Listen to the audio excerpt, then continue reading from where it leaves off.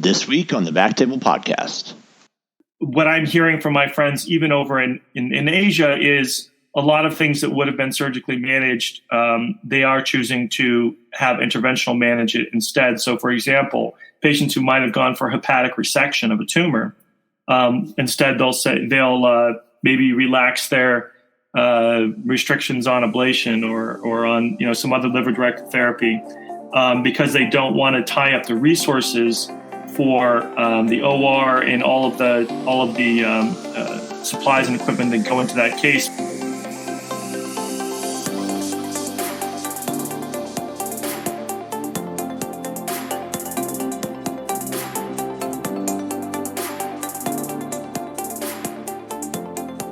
Ladies and gentlemen, welcome to the BackTable podcast. If you're a new listener, welcome. For our regular listeners, welcome back and thank you for listening.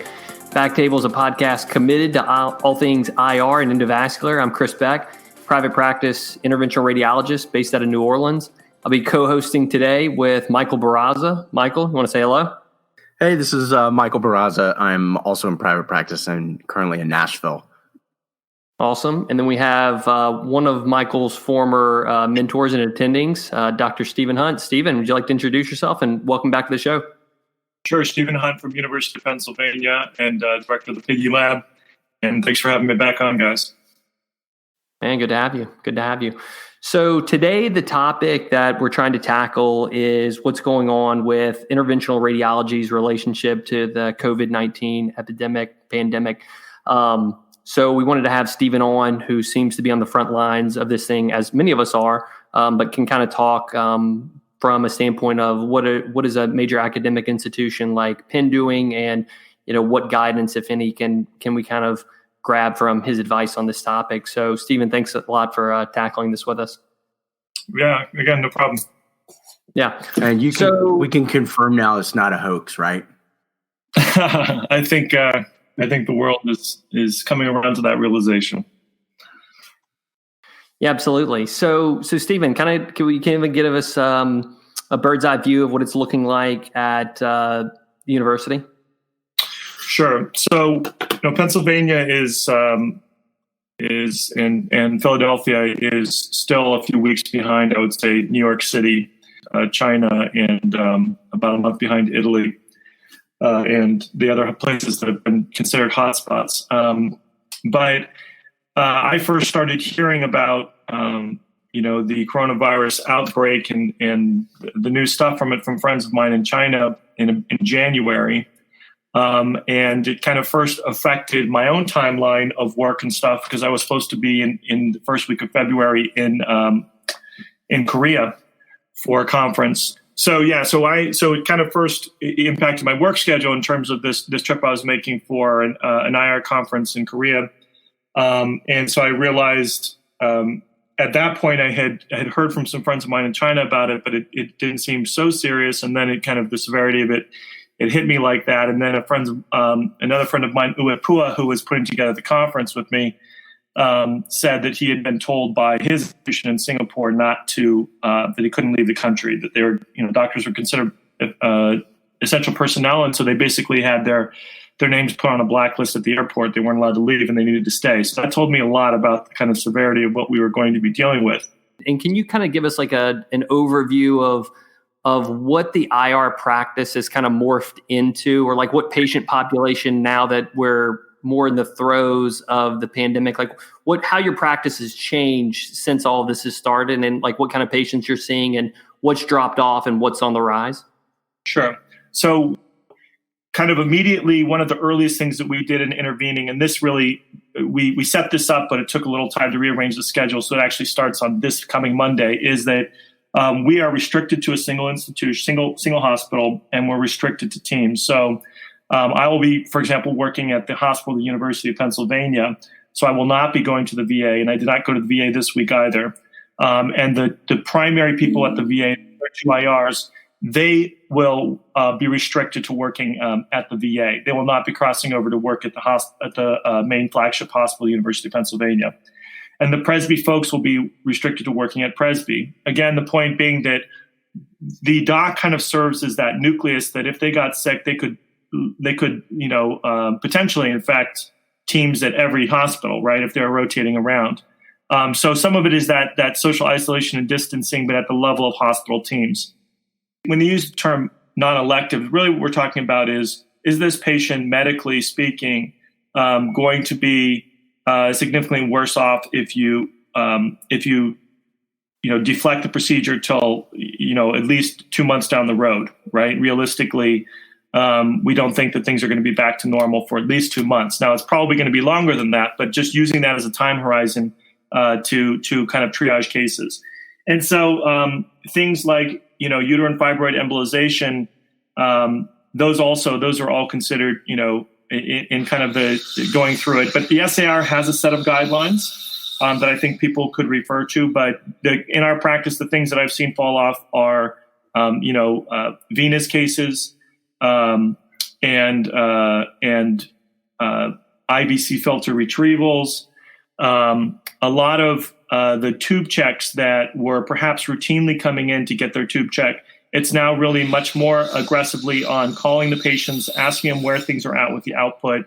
And so doing a lot of virtual check-ins with patients rather than having them come in, we squirt the tube. Oh, things are, the collection's gotten a little smaller, but it still needs to stay. You're still having output.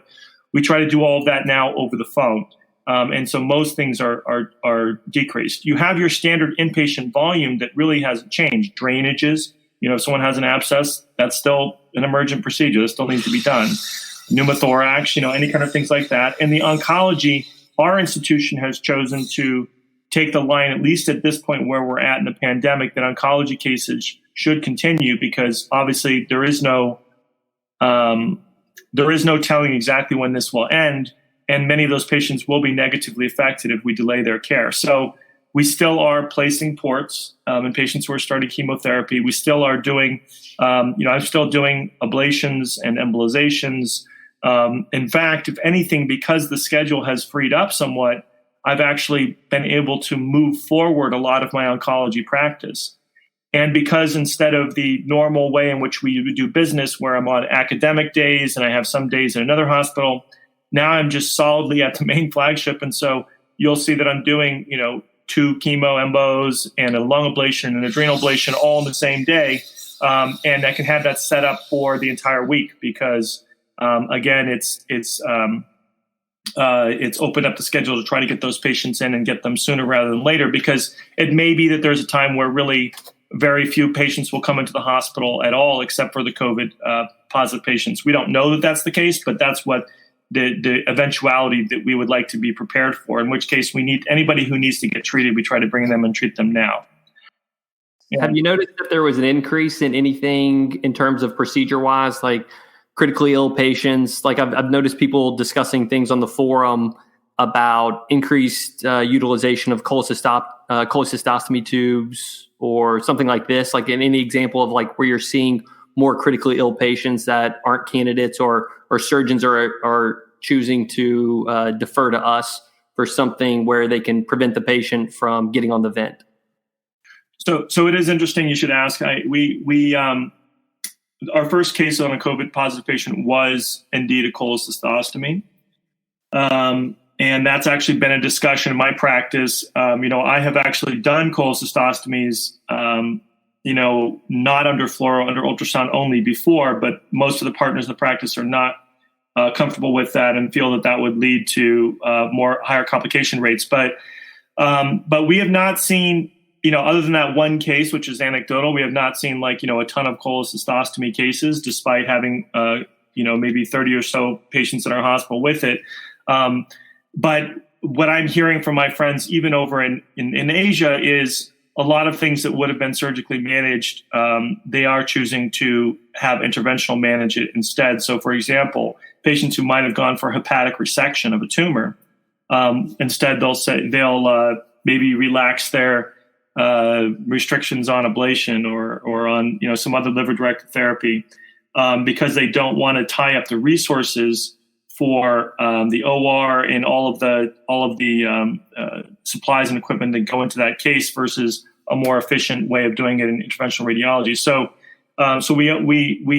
I hear about it, but it's not. I think it's not as it has not really impacted us to that degree that we're seeing that. Sure. And speaking of utilization of resources, I noticed you had a couple Twitter posts about reusing the PPEs or the N95s. I think that was what the post about. It was basically like the post of the N95 and then a mask on top of it.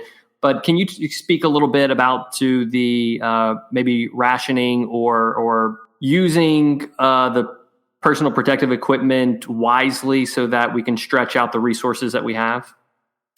Yeah, and I think that most of these, I will first preface it by saying I think most of these concerns, our manufacturing ability in this country is such that we will be able to rise to the occasion. It's just that there's a delay here at the time being, and everybody wants to stretch out that time horizon before we get there. And so, what we personally in our department have chosen to take the line that any COVID positive patient, we're either going to be wearing that PAPVR, which is basically a fumed hood that you wear that is negative pressure.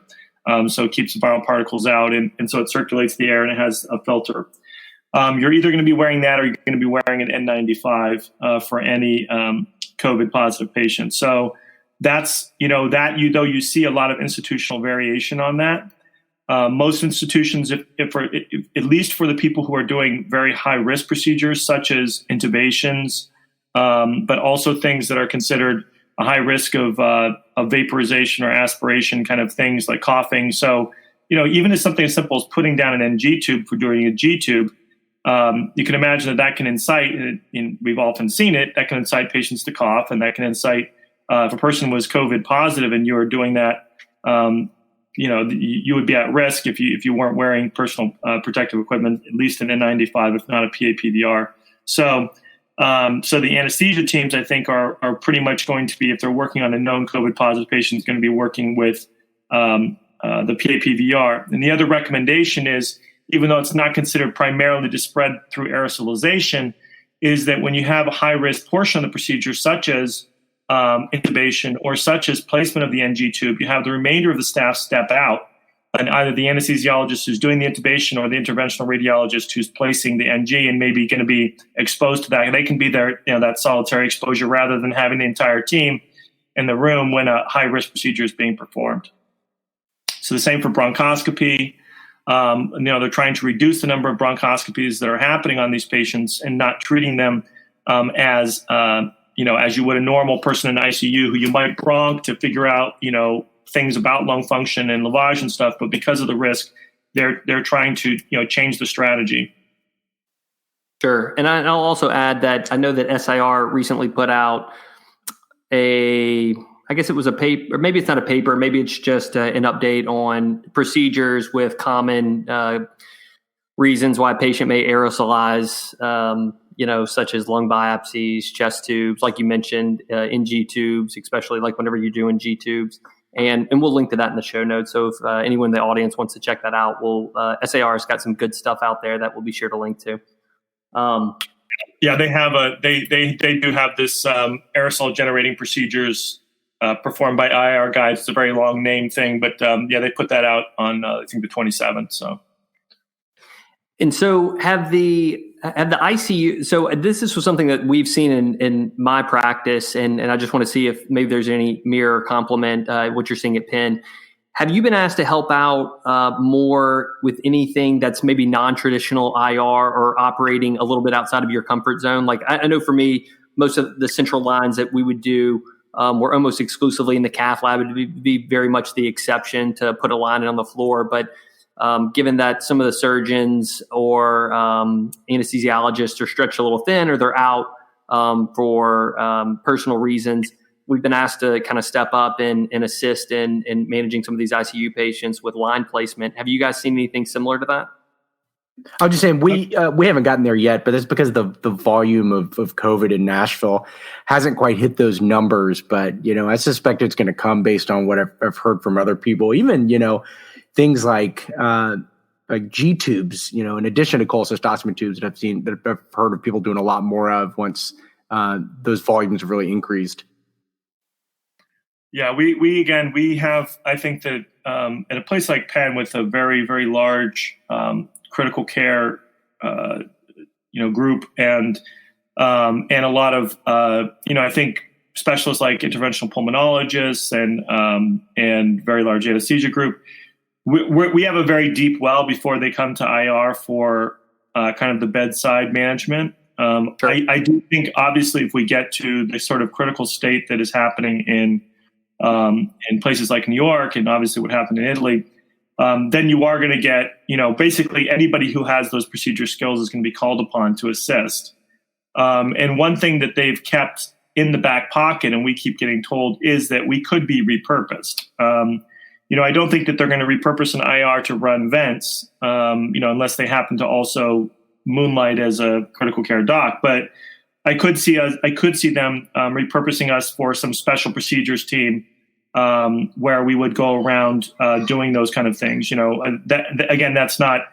They didn't tell us what would be repurposed for, but that's where I would see our role as being. But when I look at, when I talk to, for example, Dr. Pua at TikTok Tang in Singapore, he's continuing to operating out of the IR suites, and he sees, but he's in full battle regalia with negative pressure mask and stuff. And I think you guys probably saw the tweet I put out on the mask. They buy one from out of Australia that is very expensive but very lightweight and very, it's all battery operated. It and it kind of saves you from the mass hazmat suits that everybody's used to from the Dustin Hoffman movie. So Steven, was that the Clean Space Halo that you tweeted? That's what that was. Exactly, Clean Space Halo. That's what they're using. But their hospital also is, they're a wealthier country, and they can afford to buy all their docs these things. But here they do have actually an American branch, but I think when you're buying it, you'd actually have to buy it from the Australian branch because it's not approved or something in the US. But in any case, there's different strategies like that. I actually a friend of mine in the military sent me an actual gas mask that is used for biological weapons. So, but that's pretty scary. I'd have to have my kids, I think, paint it with flowers before I would be willing to see patients in it. It looks kind of frightening. But in any case, no, I think that the volumes of our department are significantly down because, on purpose, in order to both preserve resources as well as to be ready for overflow. And what that means is that only a few doctors have to be assigned. And so how they've done it in my practice, and I think every practice is going to come to its own way of dealing with this, is that the older members of the practice or anyone with sort of chronic medical conditions is put out of circulation. And then, where it used to be, maybe you had 4 guys on, instead you have 2 guys on for a week straight. And they're also covering the call. And then you rotate the next guys in. And so I'll be basically on next week, and then I'll be off the following week, and then I'll be back on following week. So it's kind of like 1 week on, 1 week off. And then the other week, we're expected to do anything else we would have been doing, like writing papers or whatever, all of our administrative time or even our clinic time. Today, for example, I was not in the hospital, but I'm not allowed to go into the hospital because I'm not operating. So instead I'm at home, right at my home office, calling all of my patients and having virtual telehealth visits. So I was going to ask you about that, Stephen, is what you guys are doing with the previously scheduled clinic visits, for things like, oncology, filter removals, PAD for Presby. What are you doing with those patients? Are you trying to do some of them with video or phone, or just rescheduling? No, everything is pretty much video or phone. So our schedules have stayed the same. And for many of my patients who come from pretty far away, they actually are quite happy because, we review their MRI, review their chest CT. And if they're from, I have patients come to me from Schenectady, or I have patients come to me from South Carolina or whatever. So for me to just review it remotely and they can get it done where they are, it's actually much more preferable. And it may be that this sort of event will change some of the practice pattern that way. The video, and now it does, just a heads up, the telephone calls, which is mostly what I'm doing right now because most of my patients haven't yet downloaded the Blue Jeans or Zoom or any of these platforms. So most of them are not facile yet with the video platform. And Penn is also, people have gone in different directions as to which platform we're supposed to be using. So until they settle upon one, I think that everybody won't be getting video conference calls, but there is a significant difference going from a telehealth visit versus a video telehealth visit. So I think that eventually we're going to move towards mostly video telehealth visits when possible. If the patients have been instructed on how to download, so they should be able to get a link, my understanding, and the link will, just like a Zoom link or anything else, or this Uber conference link, it will invite them both to the conference, and then you'll be able to kind of get on there on your phone or on your computer and have that video visit with them. Stephen, you had mentioned earlier on when we were talking that you've been in contact with some other interventional radiologists. You mentioned some buddies of yours in China, and then maybe another physician in Singapore. Kind of going back to that thread, what are some of the big take-home messages or some of the pearls that you were able to derive and execute in the Penn practice that you've received from them that you found especially helpful in making sure that you guys are maximally prepared or as prepared as possible? Well, first of all, I think that they impressed upon me very early the severity of these sort of occurrences, because I think that most people, a faraway place is sort of just a faraway place. I mean, so I think that's a big part of it right there, was just them saying, look, this is going to impact the world in a very, very, very major way, and the quicker you can get on top of it and change your practice pattern and understand the differences that you're going to be going through and accept those realities, the better you're going to be prepared when you not be overwhelmed. So I think that staying informed constantly about not just what's going on in IR, but what else is happening in your hospital and what everybody else is planning.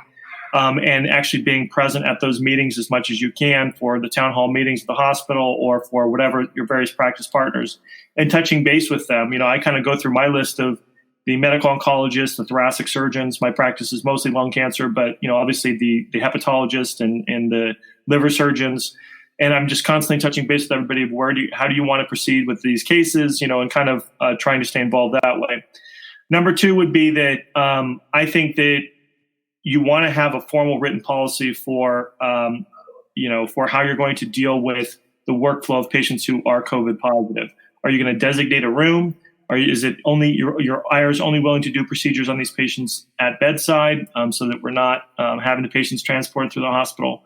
Whatever the policy is that makes sense for your institution, and it's going to differ from place to place, that has to be established early so that there's not a lot of chaos in making these decisions on the seat of the pants. Because if you say, okay, we're going to designate this room, admittedly, there's some risk there, but if you're prepared for it and everybody knows exactly this is the steps you take, everybody's coming through this door, everybody's donning their PPE and donning and doffing the PPE in this ante room, all of the dirty stuff is going in this place. You can imagine how there's actually a lot of planning that has to go into that, and you can rehearse it. And so we actually had one of those rehearsals this morning remotely, virtually.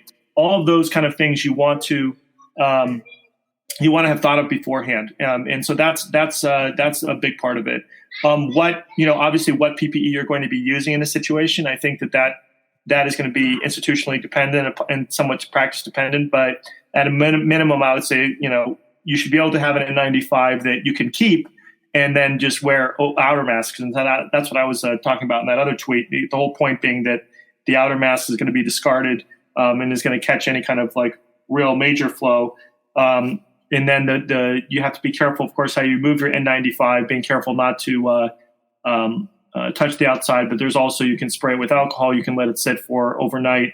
And apparently that is sufficient for it being completely dead, and particularly if you have it covered with another mask. So I think a lot of it is policy and procedure related. Just kind of setting up your plan of attack. Anytime you go into battle, you want to have that. And then what are the contingency plans for physicians in your practice getting sick? That's absolutely critical. And we don't, even in the regular flu season, we just don't think about those things as much as we should. And so this year we've had 2 partners going out with really bad respiratory infections this past winter, the past couple months, one of whom ended up in the hospital for a few weeks and nearly on event. and the other one who was just home. But in both cases, I think that it was a bit of a scrambling there because, again, having these contingency plans in place, everybody steps up. But I think if you can talk about that with your partners, like what happens if you're out, who's stepping into that role, who's going to be covering that hospital, how are we going to split up the work, particularly if you're covering multiple hospitals. I think having contingency plans is critical. And then having some method of having touching base. If you guys used to have a physical conference where everybody came together for staff meeting, then you set that up as a virtual meeting for a check-in and see what's happening at everybody's place, because maybe you're not rotating between hospitals. Maybe you're going to separate it like we've done into different practices. So I think that's another one of those pieces that I think that you've got to have that in place. And then that list of procedures, I think that's reasonable. And then your interface with the remainder. We're right now sending around a draft that is getting revised by all of us in terms of how we want to word, basically our interface with these patients. And so patients who can get the procedure done at bedside, but here's the procedures that we feel will be fluoroscopy necessary. And if they're going to be fluoroscopy necessary, either they go to this particular named OR where there is,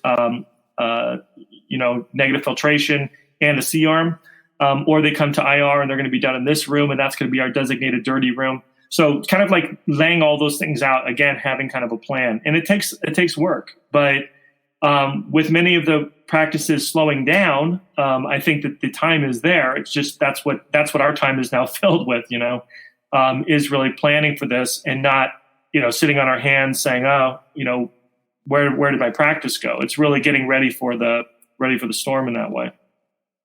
Man, I think there was so much good advice there, Stephen. Like a couple of the takeaway points that I just had from that piece of information, or those pieces of information, was that, plan. Like if you're going to go into a battle, you want to have a plan of attack. And then I love the idea of the rehearsal for whatever lab you decide to use, or whatever you decide that works best for your workflow. If you have a designated, quote unquote, dirty room, that you go through the policies and the procedures that you plan on executing with, all the staff, to make sure that whenever it comes game time, everyone's ready to, play up to the level of practice that you've already been putting in the work. That's fantastic. I really appreciate you guys having me on. And I think that, in some ways, we will just like what they went through in the early 2000s. And then again, what they went through in 2009, we will come out of this a lot more prepared. I mean, one of the things that I really, in retrospect, have thought about is that, in 2009, with the swine flu outbreak here in the United States, I remember I was a first-year resident then in radiology, and my wife was pregnant, and I started seeing I was on a chest rotation. I started seeing all these pregnant women coming in and getting put on vents for this pneumonia or flu or whatever. And so I came home to her and I was like, something's going on. There's some kind of bad flu going around or pneumonia. And I really think she's a pediatrician. So I said, I really think you should stop working until whatever this is blows over, because I'm worried that you're going to be one of these people. And, we went back and forth a little bit. She did end up stopping her practice. And because she started to get that flood of children coming in with this. But in any case, that's kind of my memory of it. But when you really go back and look at what happened, 60 million Americans caught this thing, 12,000, somewhere in the 12,000 to 18,000 Americans died. But most people don't even remember it. It's completely not even in their memory of having happened, and partly because we were going through a financial crisis in the country. And partly just because the media wasn't focused on that. It was focused elsewhere. But this thing, went around the world and killed countless people. But these things were happening and we weren't really that aware of it. And so part of it is we're now focused on this, but it's also our opportunity to learn the lessons of these things and being prepared, so that next time it's not as much of a scramble to get ready. And that's what I think a lot of my Asian colleagues would say is, they published some great papers on it talking about their experiences. I would recommend those papers to everyone. One of them is in AJR. There was a couple in radiology as well. And so I would say read those things, and we all should have some humility, because we have our colleagues who have kind of been through this, and they're now a little bit more battle hardened, and they're giving us their advice on these things. And so I think that we all will come through this as a country and be a lot better prepared for the next one. But in the meantime, we have a lot of, we've got some dark days ahead. And I think as a community, I hope we can all come together, share best practices, get each other's backs, cover your older folks on service who maybe would be at higher risk.